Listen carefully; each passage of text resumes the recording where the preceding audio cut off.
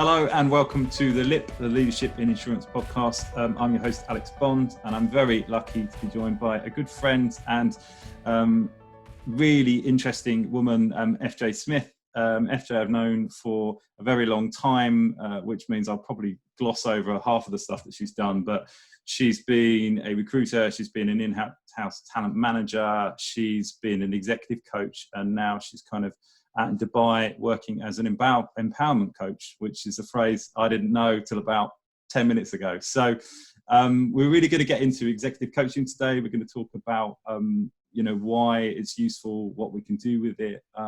But before we do that, let's welcome FJ. And if you want to sort of introduce yourself and how you phrase what you do, be really interesting. Sure. Well, first of all, thanks for such a warm welcome. Crikey, I don't think I've ever had such an accolade before. So obviously FJ, I started out initially as an agency recruiter, cutting my teeth on agency recruitment, which, as you know, Alex, is a very tough game. It is a tough game, yeah. I don't think you actually know this about me, but I started out in industrial recruitment and construction. Glamorous, but it taught me a huge amount, and it taught me a lot about people and just how people can either be the most reliable or unreliable commodity that you've got. I then moved in-house I moved to London. So I moved from, obviously I'm Scottish, so I moved from Glasgow down to London, and on my own, which was probably the boldest move I think I've ever made, or one of the boldest moves. And I started out in-house at UBS, so worked at UBS for quite some time, and then stayed within the financial market, and then ended up at the lovely Lloyd of London, which I'm really, really proud to have worked at and been part of the culture there. So ran the recruitment team there along with my colleagues, and while I was there, I was really lucky that my boss, Susie Black, got me an exec coach, and because she'd basically been brought in to change the HR function at Lloyd. So I think we were the most hated department. They hated us. What do you mean you want to change things, So, and being, trying to change a 300-year-old organisation was massive. Yeah. So she's had an exec coach through all of her career. And I was really lucky that she, one, trusted me enough, but believed in me enough to spend the money on, getting me an exec coach. And I had no idea what it was, and I fell in love with it. It gave me the space to be able to have a non-judgmental conversation and a strategic conversation about what I needed to do in my role to be successful, what needed to be done to help this change agenda, but also how I was going to do it, how I was going to interact with people, how I was going to manage those politics of it all. But being able to take that step back and really, really think about it, but not just think about it, say it out loud. Because once you say it out loud, it's very different from what you think inside your head. You either think, wow, that's a great idea, or that's absolutely rubbish. So it gave me that space to do that. How did you find that? Because one of the things I know that I've sort of been quite conscious of is that an exec coach is quite a personal relationship. It's a one-on-one relationship. Did you get lucky first time? Was it the first coach you saw was good, or did you have go through a couple? Or I actually met with 3, and I've actually kept that philosophy myself now. I always say to people, go and meet another couple of coaches, because you're right, it's such a personal relationship. And I chose Charlotte, and I chose Charlotte because she had come from banking, but she actually came from a drama and communications background as well. Okay. So she was really interesting. She was quite quirky, and I just felt like I could trust her. Yeah. And that for me is the biggest thing. that's how I've built my business as well, is on trust. Mm-hmm. It's a hugely confidential conversation that you have. And also, I think a lot of people in corporate organisations, if their boss wants to get them a coach, they think it's remedial, which it so isn't. Believe you me, the cost of it, they wouldn't be putting that money into you if they thought you were rubbish, because they think you're really good. And two, they think the coach is going to tell my boss everything. Yeah. But you have to design that alliance at the very beginning with your clients and your coach, that what you discuss is completely between those four walls. So it's really that opportunity to say how you really feel. And there might be some days that you really hate your boss and you don't agree with anything they've done. Mm-hmm. But by the time you come out of the coaching session, you've seen things from a different perspective and you'll have a different viewpoint on it. Or maybe not. Does that stigma still sort of sit there, that people still, because I think it sort of flips between, depending on who I talk to, exec coaches is seen as, it's either a remedial thing to address underperformance, or it's a cachet thing to sort of say it's a badge of honor. I've been selected for exec coaches. But I see more of that now. I think people seem to be a bit more embracing of it, but that people still sometimes view it sort of negatively, or? Yeah, I had some clients last year actually, and it took me a good couple of sessions before they start, really trying to build their trust and also break down those barriers as well. Mm-hmm. So I think it's really quite challenging for coaches to go in, especially if someone doesn't believe that they need it, that they're perfect, they're really good at what they do. No one is. We're human beings. We're not robots. And the way that I describe it is an athlete who is going for the Olympics or whatever competition they're going for. They have a coach at the side of the track every single day. That coach will push them to the absolute pinnacle of their performance. Mm-hmm. And that's what a coach will do for you in business or, personally. So that's the way I think I would like people to think about it, is that, having someone who will, one, call you out on your bullshit, and two, champion you as well. You know how you think you can get away with it and be like, no one's noticed that, but your coach will be like, really? Yeah. I've seen that before. So, yeah. Do you think it's because people, I think people tally them up, executive coaching, with like counselling or life coaching, which has negative connotations because the suggestions are that you're in a bad place mentally, that you can't push through. That's what I see. People sort of confuse those sort of three professions into one and say, it's all just for people who need help, basically. Listen, I think there's a fine line between coaching and therapy. Mm-hmm. Depends on what type of therapy, of course. Of course, yeah. But if you're a trained coach, and by that I mean more than a weekend course, be quite clear on that. You have to be able to identify what is a coaching need and what is a therapy need. Mm-hmm. And I've had that with a number of clients, where I've had to call it out and say, look, I think that's more for a discussion with your therapist. Mm-hmm. And if you don't have one, have you considered one?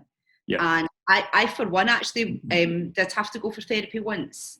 I fell, as you know, I fell a long time ago, and I'd relapsed, and it was just a really difficult time. And I didn't realise that I needed a therapist, and I was really, oh my God, how can I, I'm a coach, I'm an exec coach, I should have everything, my shit together, right? Yeah. And I went for it. It was the best thing I've ever done. Best thing I've ever done. Mm-hmm. And I would thoroughly recommend that, if people are putting it off, go and do it, even if it's a couple of sessions. And it actually taught me the real difference between therapy and coaching as well. Mm-hmm. It really did. So the two for me are different. A therapist will either, let's say it was CBT, cognitive behavioural therapy. Yeah. They'll get you to work through a series of of actions. You'll talk about things. How do you feel? What does that make you think, etc. Whereas the coaching conversation is very different. It's about, what's the vision? What are the blockers that are stopping you getting there? Mm-hmm. Who's in your way? Okay, mm-hmm. If you had to, literally move around the table and you've just heard your colleagues say that, what would you say? Oh, I'd actually say go and have that conversation with that person. All right, what's stopping you from doing it? Yeah, I never thought about it like that before. Yeah. So you ask questions to open up the doors in someone's head to get them to look at the problem differently. Whereas the therapist will be more about thoughts, feelings, how do you feel? Yeah. Life coach for me it is about someone's life, and exec coaching is purely about the business part of it. Mm-hmm. However, your life does come into it because your personal life does have an impact on your business life as well. Cool. So there are small elements of people's personal lives that that will come up. Yeah. But a life therapist is basically, a life coach is basically all about someone's personal life. Mm-hmm. Which obviously I don't do. I do exec and empowerment. Yeah, yeah. So we've dived in really deeply to all the exec coach thing straight away, and I still haven't finished finding out. So how long were you with your exec coach when you were having exec coaching for yourself at Lloyd's? How long did that go on for? Just over a year. Mm-hmm. Yeah. So I had 6 months, first of all. Then we had a catch-up session with Susie, my boss, mm-hmm. To look at what did she still want me to work on? What did I feel that I needed to work on? And what did the coach feel that I still should work on as well? And then we redesigned the next 6 months. But it was a really good check-in point to actually review, what I'd done, what I'd achieved, not only within work, but also within my own thoughts, and how I was tackling the problems that I was facing with trying to implement a new recruitment practice within Lloyd, instead of just having a conversation in the pub and he's really good, let's get him in. Which, don't get me wrong, I still absolutely love. I still think it's great, but I do think you need to follow up with something a little bit more robust than that's true. It used to be quite good for business for people like me, though. And everyone else. I think it's... Yeah, no, I know. Well, that didn't help. So after you'd spent a year, obviously it seems to be clearly good experience, made an impression on you. How long after that did you decide that you were going to train? And actually, it'd be interesting to hear about the training, because you mentioned it there. There are, like, be an exec coach, 48-hour course. It wasn't 48 hours, no? No, it was 2.5 years. And a lot of money. Yeah. How long was it? Well, look, first of all, I just was blown away by it. I really was. I really seen it in action and could feel the difference that it was making to how I was thinking about how I was tackling issues, how I was tackling problems whenever I was in a boardroom and I had a head say to me, expletive, expletive, expletive. He didn't care what we were trying to do, which was just bizarre to me, that someone felt the need that he needed to go that far to get his point across. So probably towards the end of my coaching, I would say probably the last 2 months, I thought, you know what, I want to start exploring this as an option for me. So I did some research, spoke to lots of learning development and professionals around the London market. Yeah. Who did they use? What coach? Why? Was there a common theme in terms of where they trained? Mm-hmm. And yes, there was. And it turned out that it was the same course that my coach had done with the Coaching Training Institute. So that's who I decided to go with. Uh-huh. Also, it fitted in with work because it was Fridays, Saturdays, Sundays. I had homework to do during the week as well. And I was really lucky that Lloyd's allowed me to practice whilst I was there.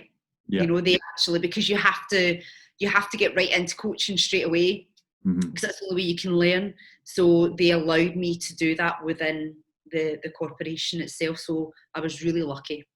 Oh wow! How many? Because do you have to rack up a certain amount of hours in experience? Is that part of it? Yeah. So the first one you rack up 100 hours, and then you have to rack up another 150 whenever you're doing certification. And then you have to constantly update that throughout your coaching, let's call it a coaching license, okay, just for ease. And you also have to record some sessions and send that off to a supervisor. They don't care about who it is. For them, it's just a voice. So for confidentiality wise, what they're actually doing is assessing you as the coach, and really keeping you in check and making sure that you're doing the best of what you can and can do within the realms of the coaching philosophy. And also checking that you're not saying things that you shouldn't do. And so we're really highly governed. And you also, as a coach, you have to have your own coach. Right. I say have to because I think you do. I think practice what you preach. But also it's a way that we can discuss things because I can't come home at night. Whenever I come home at night, my husband says to me, "How was your day?" All my work's confidential. I can't speak about it. So all I can say is, I had a good day, or it was tough, or, so the only person that I can really talk to about is my coach, because it's within the bounds of the confidentiality. So that's quite interesting as well. So how should someone go around getting a coach, and when's the when do you think is the sort of optimum times? Is there a time should you do it before you change job, when you change job, whenever you like? What's the? Oh, I think just do it now. So, can I say, Alex, what I was going to say earlier on? GFDI. Of course you can. Yeah. It's my favourite saying. Just do it. Yeah.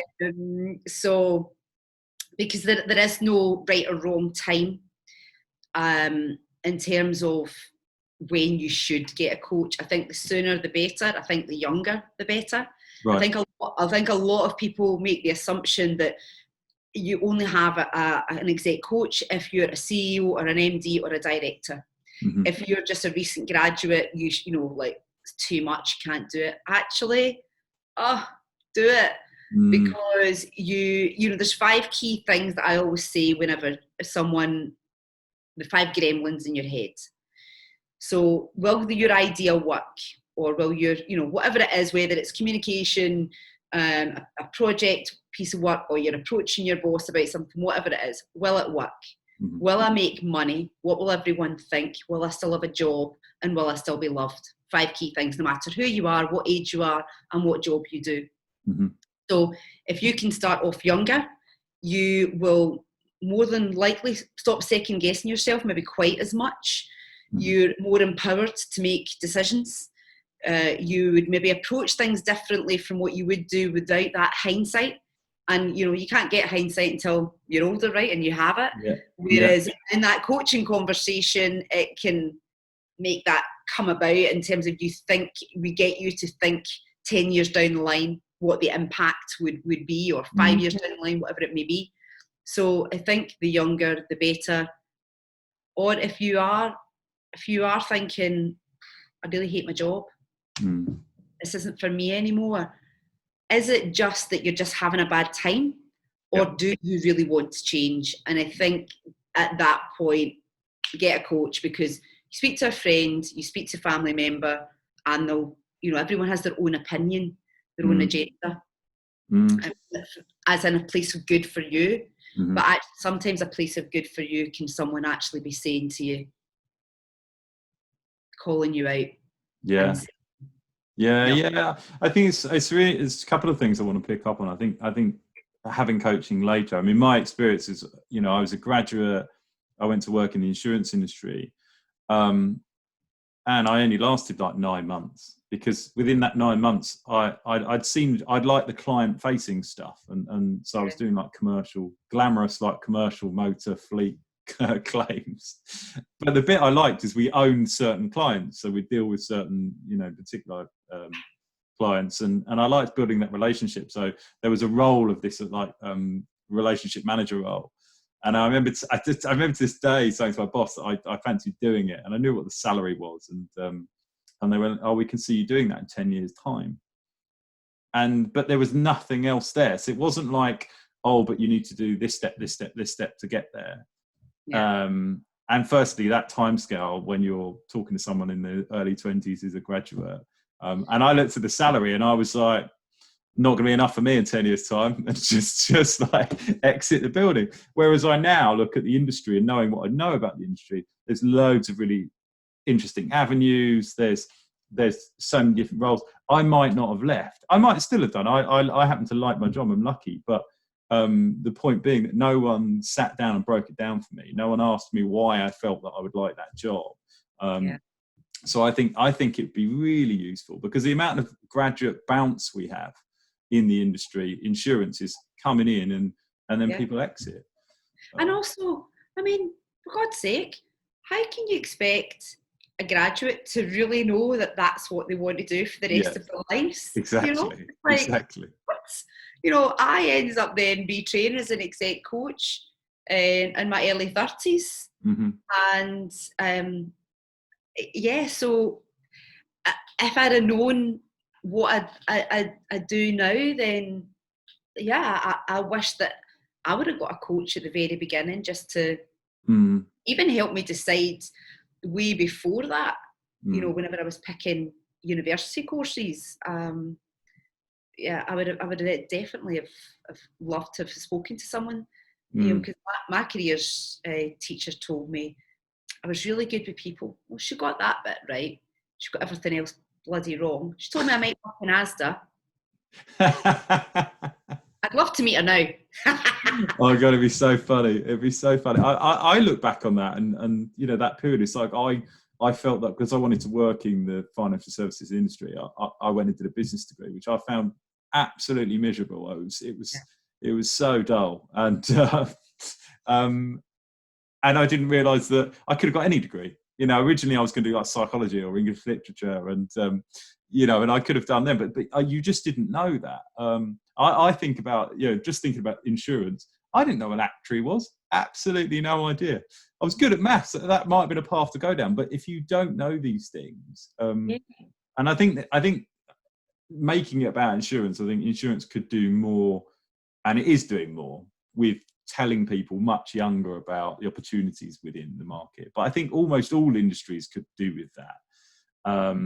I agree with you on the insurance piece. I really do. And I know that, I've not been in London now for 4 years. I've relocated to Dubai, which is a whole other story. And that's been a scary ride. But I spoke with a client yesterday. She's been made redundant in all of this COVID thing, right? She's been out here for 14 years. Mm-hmm. And she's done a lot of change management projects, and just the way that her personality is. And I said, what industries are you thinking of? And she listed a couple. And I said, have you ever thought about insurance? I swear to God, honestly, her face was like, insurance? No. And I was like, it's awesome. It's probably one of the best industries I worked in. The nicest people coming from banking. I wouldn't go back to banking. No way. I'd pick insurance all day long. And also the amount of money, that is generated within the insurance industry as a whole, but also some really interesting things that, that they're doing, and the way that they, pave the way for other countries to be able to trade, etc. And the advice. And I remember the first time I was asked to interview a catastrophe modeller. Yeah. Thinking, what the hell is a catastrophe modeller? I absolutely loved it. Yeah.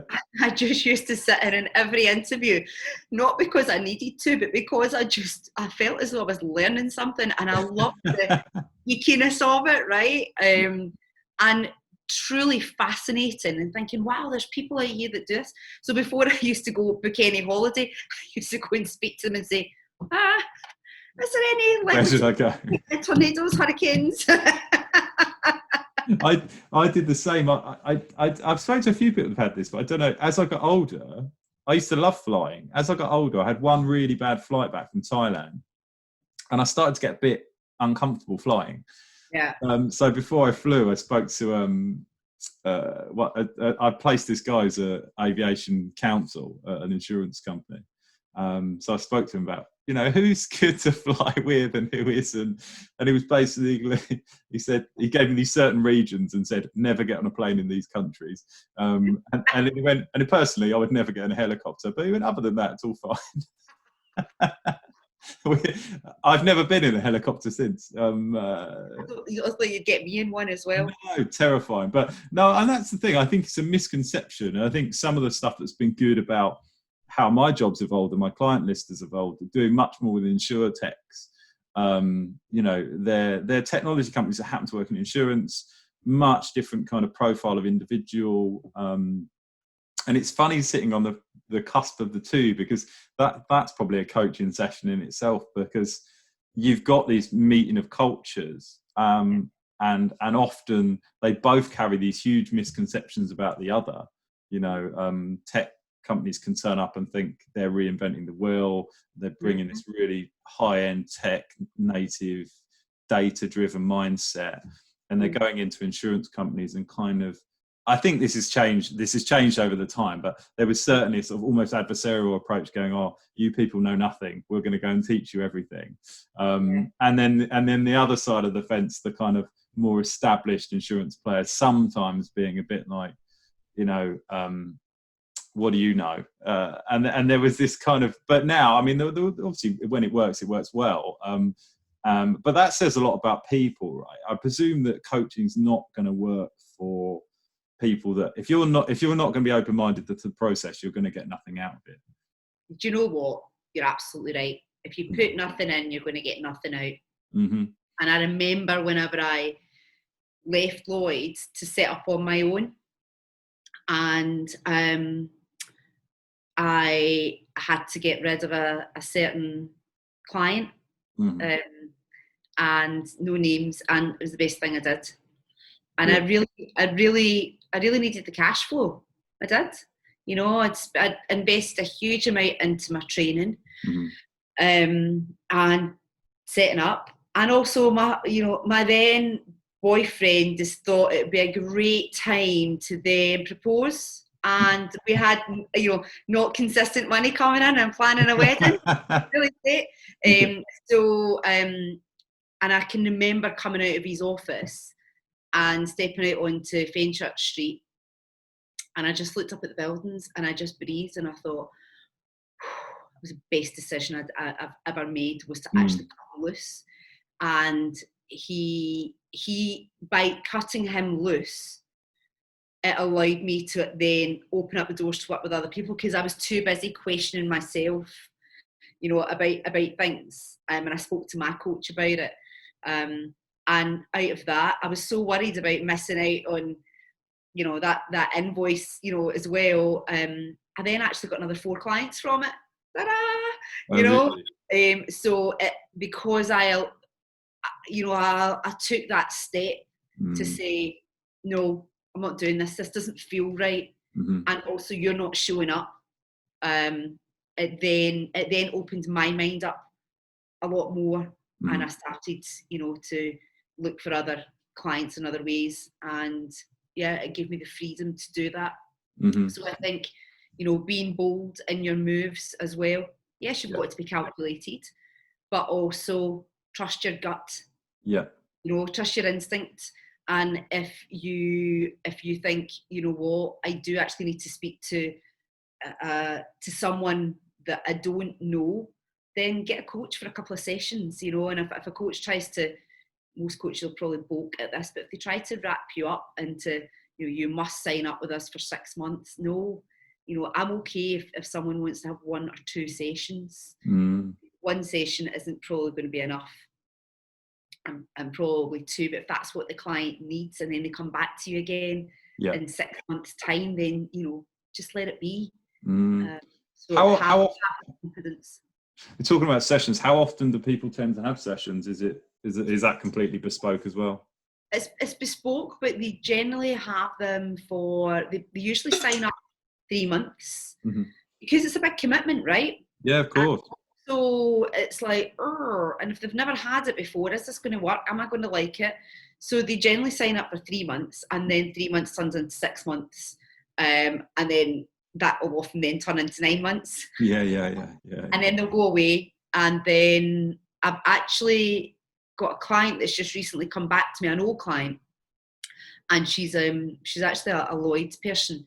And I gave her some career coaching whenever I was there, and she relocated overseas. And she's come back to me, and I didn't actually realise the impact of the coaching that I did at the time. And she's come back and she said, I'd really like to pick up with you because you really helped clear my mind on a lot of things. And if it wasn't for you, I wouldn't have made the decisions that I did. And it was the best move that I ever made. And I'd really like to pick back up again with you. And I was like, oh, wow, and I'd only just qualified then. So I took that as a great accolade, but also the fact that happens with a lot of clients. They will come back to you either a year or 2 years later. And also sometimes you might not be the right coach for the next time. Right. So I think you actually also have to, as a coach, you have to identify what it is that they really want this time. And I've referred a few clients actually onto other coaches that I know to say, look, I think this might be a better fit. Because there's nothing worse than someone having a bad experience. Because one, it will, affect you as a coach and the name of coaching as well. So I think, you have to do the right thing and refer them on if they're not the right client for you. Because we sort of touched on a similar thing just before. I was telling you that, so I ran a poll on LinkedIn and essentially said, do people believe that psychometric assessments add value to the recruitment process? And I thought it would be close, but I thought it would be yes. But it was quite overwhelmingly no. It was like 70% of people, there's a couple of hundred people voted. So it's pretty consistent. Do you use assessment tools at all? Have you experience of them? What's your view on them? What's your view on that poll? The poll is because you're not using it correctly. That's why it's a no. Yes, that's my thing. Most of the time, it's a misapplication because I think what became clear in the poll was it was about faith. It was like people didn't trust them. It wasn't that people thought. I think people can see that there must be something that can be done there, but I just think people don't have faith in them. And it comes down to, I think people apply them wrongly, use the wrong tool, etc. But Okay, so a couple of opinions on this. Yeah. I think the people that don't trust them is because those are the people that have tried to fudge the results themselves whenever they've tried to do it. Sure. And they think that they've been clever enough to get that. They may well have been, right? But all they've done is actually screw themselves over for not getting it right and maybe missing out on an opportunity within a firm to be identified for another role or a training opportunity or something like that. Second of all, there's a number of companies that I've gone in to do some consultancy with, and I've asked them about their psychometric testing. And part of your license, I hold my license for it, you have to have a follow-up session with the candidate, right? And let's face it, if a candidate has taken the time to not only apply to your company, your role, they've prepared for it, etc., they've got through round 2 of interview, now they've got to do the psychometric testing, then give them the good grace to give them that time back as well, right? And you should, with the psychometrics, actually sit down with the candidate, Zoom or however, and actually ask them how they felt about it, because you need to ascertain what environment they were in, because you actually have a score at the bottom to tell them if they're faking good or faking bad. What is that score, right? Yeah. But what the report tells you, if anybody looks at it, they'll just take it in its literal form. No, there's lots of correlations between things, and unless you're trained in it, you won't really know that. Now, I'm also behavioural profile trained, that maybe I look a little bit deeper to things, and I'll make those connections, and then I'll ask them around that to test out the validity of it. Mm-hmm. Now, a lot of companies now are just simply relying on the reports that the psychometric companies will spit out. And I think unless you're actually really trained in it, you can interpret it lots of different ways. And unless you spend that time with the candidate to really dig deep on things, then you're not getting the best of it. From there, you should then, as a recruiter, advise the hiring manager what they should ask in final stage interview to test things out even more and be thorough. Yeah. It's scientifically proven that if you use psychometric testing, you'll be 45% effective in your recruitment. If you just use CVs, you're 25% effective. Yeah. I think I'd rather go with the 45. Then if you use behavioural profiling like me, you're 75% effective. So it's like, that was what I thought about it. I mean, because I had an interesting dialogue with someone saying, well, people answer what they think the right answer is, right? The right profile is. But my point was that that's no different from an interview process. Correct. In an interview process, you're presenting your best self. You're presenting what you think is going to get you the job. So as long as we know the game everyone is playing, every candidate is essentially realistically probably doing the same thing, then you're still going to see traits. You're still going to see kind of suggestions of behaviours. And as you rightly say, you should follow up. I did some training on some psychometric testing so I can administer them and evaluate them because I found it interesting. And the biggest takeaway I had from that was that I did a test and it said that I had less than average leadership potential when I'd just been promoted to what's that? We'll talk about that later. Yeah. But I knew what it meant. I mean, what it meant was I'm a horrible admin, the operational element of leadership is appalling at it. I'm not good at it. You're a recruiter. We're all rubbish at admin, recruiters. I know. I find it incredibly stressful. But leadership and management are not the same thing. So I was like, well, that's different. And then the second thing that came out was that I found it stressful to present in public was one of the suggestions. And like my two hobbies are stand-up comedy and acting. And so it was just wrong. But it doesn't default the whole thing, because actually what it said is that, so how do I get over those things? Well, it's about preparation. The reason that I'm happy to get up on stage and I've written the jokes, I've learnt the jokes, I'm getting up. I don't want to reveal anything, but comedians don't just get up there and try and be funny. It's the most rehearsed thing in the world, and it's the same with obviously acting. You've got a script, you learn it, you go out there, you prepare, you perform. But if you'd just taken it on face value, I would have got no job that required me to present anything. When I'd probably put it down as one of my strong points. So that follow up is the most important part of it, as far as and I get it. Look, I understand that, and whenever coming from in-house HR and recruitment, the time that you just don't have. Yeah, I get it. I really do. But I actually remember the claims department. I did a piece of recruitment, and I actually used them as a project to really showcase. And I remember one of the ladies saying to me, "Oh my God, you got them spot on. How did you know? Everything you said they would do, they're now doing that. They act like that." And I was like, I don't have a crystal ball. We used the testing in the right way. Yeah. And I didn't come out and do a surprise with them. We did a really structured interview.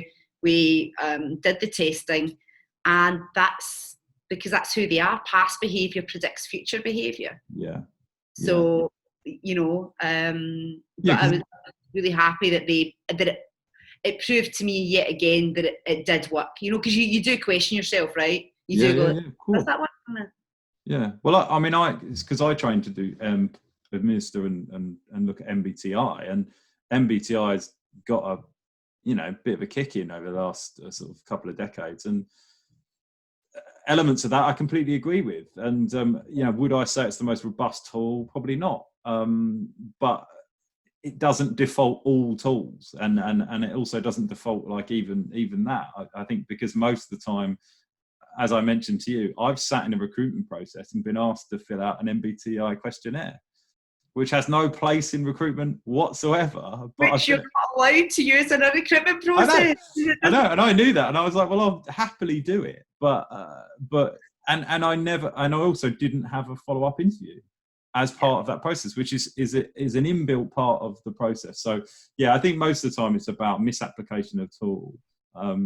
And that brings me, I'm conscious of your time, so I will sort of start to wind things in. But because you've worked on site at UBS, Lloyd's, PwC, is it Alphatane? Is that how you say it? Yeah, out here in Dubai, family-owned group.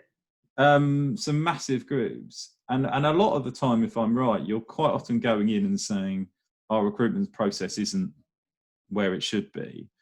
Because we're talking about this podcast about building teams, and particularly, we've got some insurtechs that are sort of maybe they've got a round of investment, they've got to build a team quickly, they won't necessarily have this big recruitment function. What makes a good recruitment function, and where do people commonly go wrong with that, in your view? What makes a good recruitment function is clarity. Okay. People being really clear on what they want.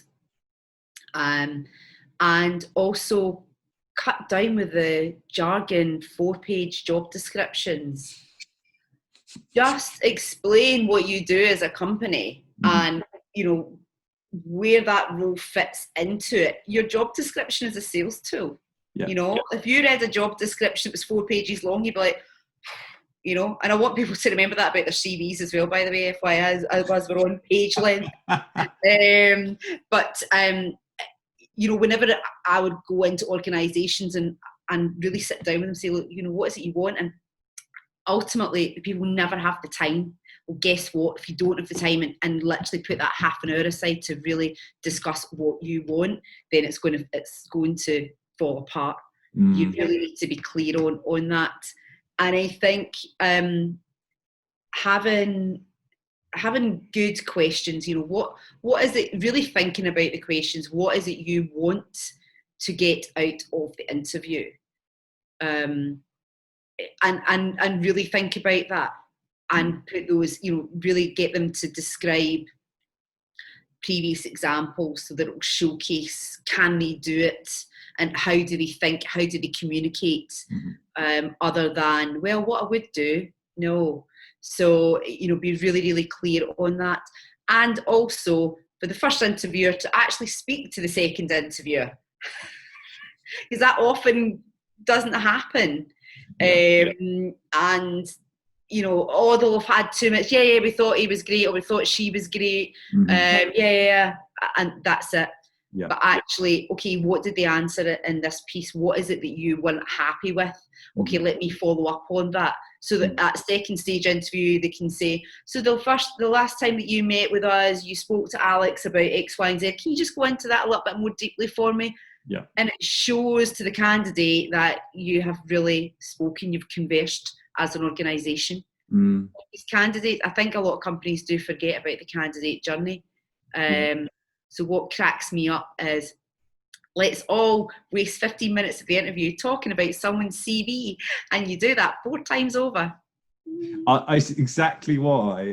One of the points I made about Psychometrics, I went, if nothing else, they give you a basis for an interview to discuss something which every candidate has experienced. So as long as everyone has the same experience, I always feel that's a fair experience. Some people like interviews, some people don't. Some people like psychometric assessment, some people don't. But as long as everyone has the same, that's fair. But the amount of times that I've sent, could be quite senior people into some 4-stage interview process, and basically they have 4 separate conversations about their CV and their experiences, and quite often they're almost uniform, and as the candidate experience is poor. The client and the sort of hiring company hasn't actually gleaned any more information. All you've got is probably 4 groups of people that at the end go, oh, we probably like that person more. And it's not about suitability. It's just, we just like that person. And that's not unimportant, but it's not what you would say, you know, robust is what we're always looking for.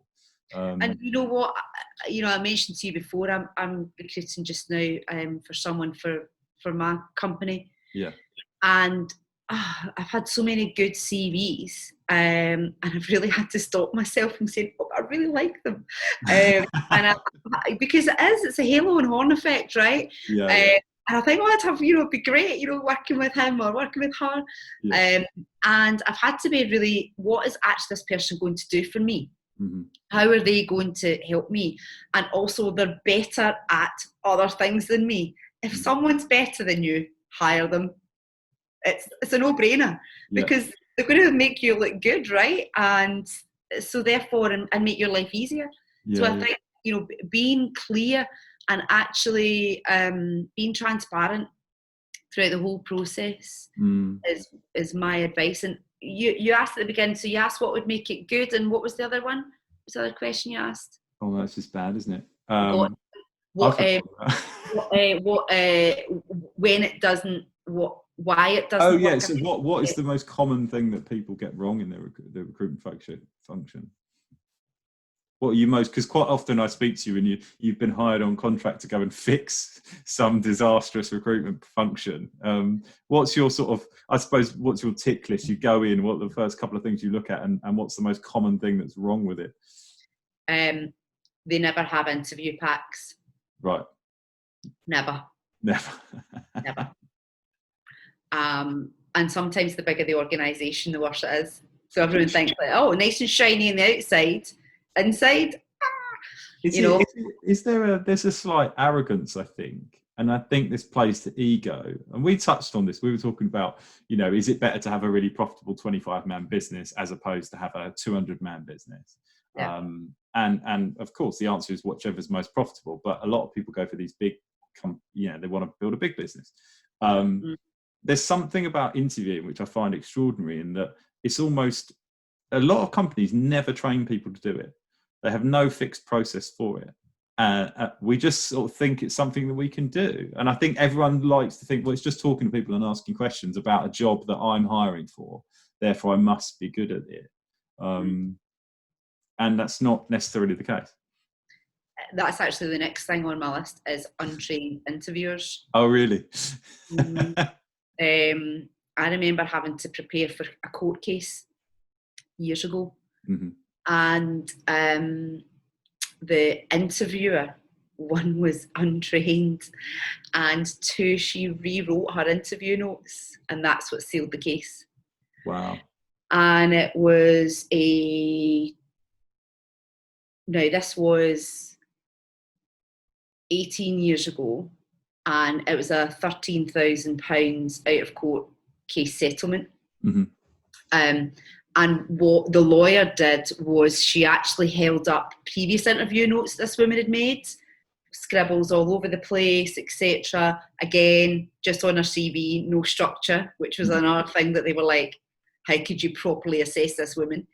And then the second one was the notes that she had that looked like a diary entry, and she was why are they so different? I said, I rewrote my notes, and she was like, oh, so these aren't the notes that happened at the time, you rewrote them afterwards? And she was like, I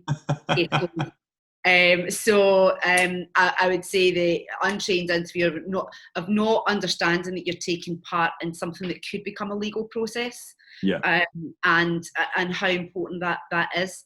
I think also bias. I don't know if it's happening in London now, but it definitely, people were talking about it in the London market before I left, was actually removing candidates' names to remove unconscious bias, whether it be with sex, race, and also age for me as well, because just because someone is younger doesn't mean to say that they couldn't do a job. And obviously the same goes for the other end of the spectrum, someone being older, making that assumption. I changed my career, and whenever I finally left Lloyd's, I was in my late 30s, and I decided that I thought, if I don't do this now, I'm never going to do it. And if it all fails, then that's okay, because I will have learnt so much. And don't get me wrong, my ego would have taken a massive bashing. Yeah. They'd probably find me curled up in a corner somewhere. But I've decided to take another bold step and actually change my business model again and again, throwing a whole load of money at it. And let's see what happens. But I think I would rather look back and say I gave it a go than I didn't. Yeah. So, and I think that's a perfect segue to what you said at the start, which I didn't know what it was. But so you've come through exec coaching, and now you defined yourself more as an empowerment coach. So and I know you've been working in schools. Is that related as well? Yeah. So it'd be good to hear about what an empowerment coach is. So empowerment coaching is about empowering you to make the decisions that you need and want to make. I think, people get really wrapped up about titles, don't they? And you can call me the cleaner for all, and not that I'm downgrading cleaning, because I personally love it. But no, a joke. But you can call me whatever you want. But for me, empowerment is huge, because without it, we can't function in our jobs. You talk about people want to be empowered in their roles. They want to be empowered in their lives to make decisions about things and to be able to run with it. And for me, working with young adults, teenagers has been a huge piece of my change and journey, because if we can actually coach these kids from a younger age, the impact that it's going to have on corporate organisations is huge, and the benefit that is going to make. Like we were saying at the very beginning, if we'd have had a coach, whenever you're a graduate, whenever I was trying to decide what I was going to do, and which, by the way, what I studied isn't what I've now ended up doing. No, of course not. Yeah, it just goes to show, right? And an empowerment coach will get you to take that step back and really look at what are you doing, what do you need to do now, and what needs to happen to make the change happen and to get you to where your vision is, where your strategy needs to be, and where you ultimately want to end up. So for me, empowerment coaching is really about empowering you to be brave, do it, just go with it. What is it? JF? The JFTI. JFTI. I'm not sure I'll use that quite loosely with the kids. Is that going to be on the website? Just fucking do it.com. Yeah, I think I might get it somewhere on the website. But yes, I've started working with schools. I still work with corporates, and look, that was a huge thing for me to step away from. It's been a massive gamble, and I thought, again, but if I don't do it now, I'll always wonder what if. Yeah. And I'm really lucky that I've got a supportive husband, family, friends, and I've literally taken myself off the radar, taken myself off of all of social media, including LinkedIn. I was trying to find you last night to do some last minute prep, and I was like, where has she gone? If you're not on LinkedIn, FJ, you don't exist anymore. This is what's happened. It'll be back up by the end of the week. My branding specialist has basically warned me. Good. Well, because that makes the end of the podcast difficult when I go, where can people catch up with you? Nowhere. They can absolutely. They can email me, fj@clearviewwithfj.com. Or you can connect with me on LinkedIn, that's fine. And also Instagram page as well, Clearview with FJ. So the school stuff is going really well. I'm really a big believer that I start with age 15, right through until they finish university at 21. And, it goes up in level of complexity and challenge in terms of, from career coaching, interview training, internships. Social media, I abhor social media. I hate it. I think it has got a real negative impact on people. People really, judge themselves and they don't need to. They're good as they are, or as they want to be, and everyone's different for a reason. But also universities, 34% of universities look at kids' social media. Really? Them. 75% of companies check out your social media profile before. Yeah, I know that. I mean, I'm definitely, it's not so much I'm guilty of, but the amount of times I might, be part of a process, and I'll have a client go, "Oh, we saw this online," and someone brought something up in an interview where they found out this guy unexpectedly was a DJ, because he was in his like 50s, and I don't know, I'm making massive stereotypical judgments there, but it was like quite surprising. He was like a house DJ. But then I think the CEO of Goldman's does that in Ibiza, but he's the CEO of Goldman's, he can do what he likes. But in an interview, and this candidate was really thrown by it in a really negative way. He just didn't like it. He was like, why are they looking on my personal social media? Why are they bringing up personal things about me? He found it really intrusive, and I really agreed with him. It is intrusive, but it's also the reality, right? And you've got to kind of balance the two. Let me ask you this. You own your own company, you've owned your own agency as well, and if you had to hire someone that you then found out that they'd made some really horrendous comments about, and then your client's seen it, and because you've employed that person.